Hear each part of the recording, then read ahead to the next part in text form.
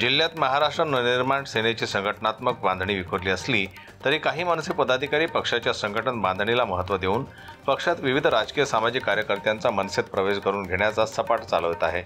दरम्यान चंद्रपूर शहरातील झोपडपट्टी म्हणून ओळखल्या जाणाऱ्या महाकाली कॉलरी परिसरातील प्रकाशनगर इथे विकास कामे झाले नसल्यानं दुर्लक्षित या परिसरात जनतेचे प्रश्न सोडवण्यासाठी मनसे हा एकमेव राजकीय पक्ष काम करू शकतो व मनसेचे पदाधिकारी हे आमचे सगळं काम करतील हा विश्वास मनात ठेवून काही तरुणांनी मनसेत प्रवेश केला आहे। या वार्डातील कामगार सेना जिल्हाध्यक्ष अमन अंधेवार यांच्या नेतृत्वात शेकडो युवक व महिलांचा मनसेत प्रवेश घेण्यात आला।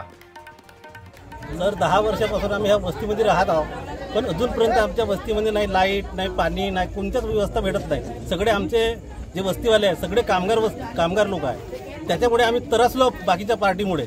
तर त्याच्यापासून आम्हाला असं वाटत आहे की आम्हाला कोणत्या तरी नवीन म्हणजे तडजोड माणसाशी जुडावं, जसे काही अमन भाई आहेत यांच्यासारख्या माणसासंग जुडावं आणि त्यांच्यासोबतच राहून आपले कामं करून घ्यावं अशी आम्हाला इच्छा आहे। म्हणून आम्ही त्यांना आपण स्वतः बोलवून त्याचा अभिनंदन करतो। यावेळी मनसे जिल्हा उपाध्यक्ष राजू कुकडे, वाहतूक सेना जिल्हाध्यक्ष महेश वासलवार, जनहित जिल्हाध्यक्ष रमेश काळाबांधे, सुनील गुढे, स्वयंरोजगार जिल्हाध्यक्ष मनोज तांबेकर, महिला सेना अध्यक्षा वर्षा बोंबले व इतर मनसे पदाधिकारी उपस्थित होते।